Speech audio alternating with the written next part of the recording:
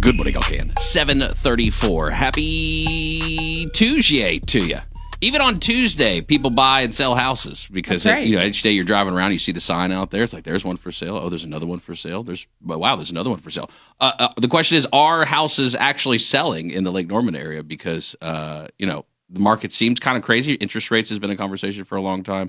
Supply is a conversation. Someone who knows about all this stuff, Jeff Sny, Blue Oak Realty Group, joins us this morning. Jeff, how you doing? Hey, good morning. Thanks for coming to hang out. The first time you came, I was out of town, so I didn't get to hang out with you guys. You didn't get the experience. So no, I did not. I did not. You didn't get the experience, No, Jeff. I'm well aware. I'm well aware. Yeah. Jeff, so give me your background in real estate. When did you become a broker, and what's that journey been like for you? It wasn't until I moved here, actually, and so we've been here now since, 2012. And I got started very late in 2013. Was just done with the corporate world. Finally realized I didn't fit there, and that took way too long to figure out. But been at it ever since. So it's been a great choice. And I mean, I certainly couldn't have done it without my wife allowing me to make that transition. Especially shout out to the wives. Yeah, I mean, so it was tough, but we got it going, and now, especially since I started my own company, it's gone to another level. So it's a lot of fun. All right, so 2012, 2013 timeframe. We're in 2025 now. Yeah. 10 years later, is the market the way that you thought it would go when you got into real estate? Did everything happen in a straight line for you the way that you thought it would? No, not at all. Which, I mean, that's the name of this business. I mean, it is not going ever the way you think, because just when you think you got to figure it out, something changes. Obviously, COVID threw us all for a big loop, and that didn't even do what I thought it would do to the market. So no, everything is different. Right now, I mean, it's back to kind of the way I remember it. 2018, 2019, you actually have to negotiate. You got to spend a little time on the market. Got to find those win-wins. Get those emotions down a little bit, because the leverage isn't there, at least nearly to the same level as it was. So, but yeah, I mean, now, you bring up how's the market there in the intro. I mean, if you think about it, the market can change with a tweet, on a national level. Definitely. Yeah. Seems like it does multiple times a day sometimes. Yeah. Yes. And so when you think about that, there's so many people that are waiting for a headline to tell them when they can move. And you can't do that anymore. You can't time the market like that, because the headline that you may like, 90 minutes later, something comes out and it's like, wait a minute. And so, I mean, one's needs, those don't wait on a market. I feel like everybody's waiting on that headline, though. So if it ever does come out, then everybody else is going to be itching to buy or sell at the same time too. Yeah.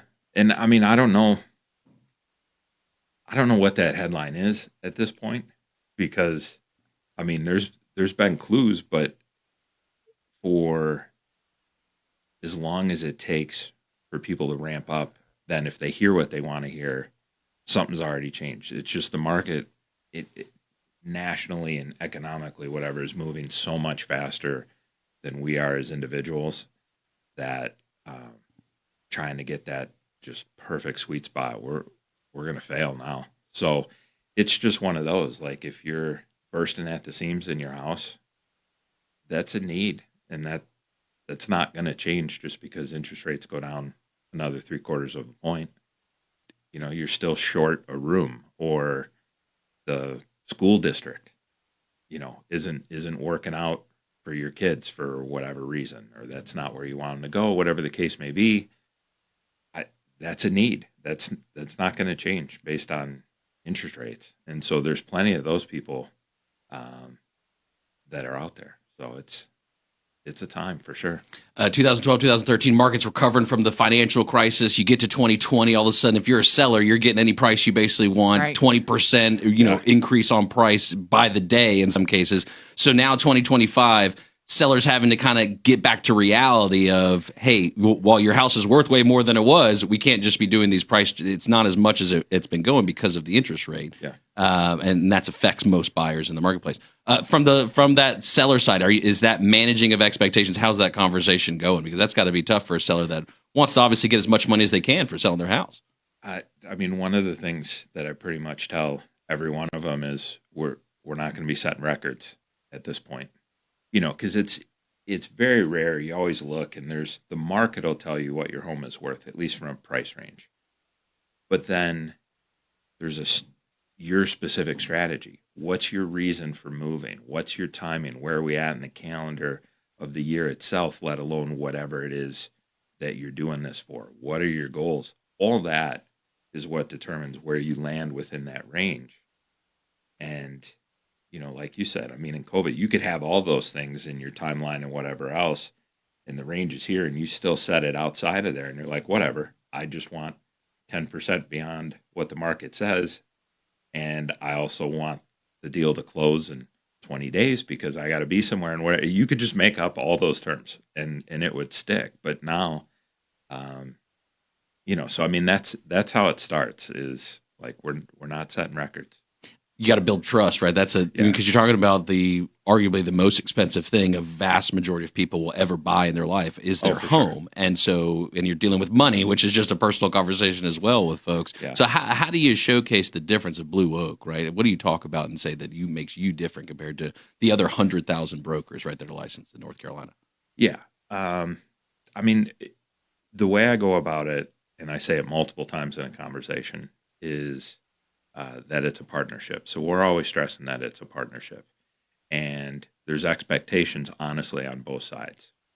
So if you guys are my clients, I do have expectations of you. Obviously, a majority of them fall on me, right? But there are still things you have to do, and here is your list, X, Y, and Z. And we're going to get after this together. And that's the only way I know how to approach this, and it just seems to resonate. I mean, people respect that, and the fact that I'm giving them homework assignments, if you will. They're like, oh, and so I think they just come around because that's not what they thought. That's not how they thought it was going to go. You got to market the properties as well, right? Being the broker, what are you seeing from what's attracting buyers in for your sellers these days? Is it just sticking in the MLS and it's you're getting the offer in 5 minutes like you were previously, or what's really doing it for you guys? Right now, buyers are so picky, because even if they're brave enough, right, they're not waiting for that market headline. So now they're dipping their toe in the water. They still got to be convinced. So buyers are very picky. They're looking for perfection. So it's back to the conversations of, hey, Mrs. Seller, you really need to paint this room like this burgundy and, what's the old like faux finish on the walls and stuff. It's not it anymore. We got to do something with that before we. Is wallpaper in again? I thought Wallpaper's back. Wallpaper's back. So wallpaper is back. Yeah, I'm about to wallpaper my bathroom right now. It's back. And I got to tell you, I have such an allergic reaction to wallpaper because I used to remove it in college. That was my job. Oh, really? Summer. Yeah. I hate wallpaper with a passion. But yes, sorry, Jeff. Don't come to my house. I know it's all right. It does look good though. I recently sold a house and my client, she loved wallpaper. She's already wallpapered her new house, accent walls and this and that. And she's right. It looks good, but it'll never be in my home. So Jeff Snide, BlueOakRealtyGroup.com, Blue Oak Realty. Thanks for sharing what's going on in Huntersville. How you feeling about the market overall? You optimistic or are you Debbie Downer about it most of the time? Or what do you think? What do you think the future holds? No, I think we're good. We're in such an amazing spot.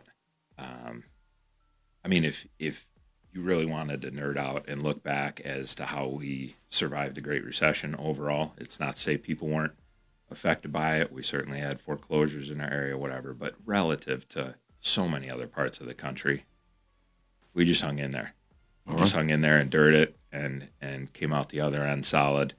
And with as many people that keep moving here, I always think we'll be fine. I mean, there's definitely going to be times where it's not easy, and you're going to scrape to get that 1% appreciation for that year, or maybe you just hold flat. But boy, we'll do a lot better in other places. That's for sure. Jeff Snide, Blue Oak Realty.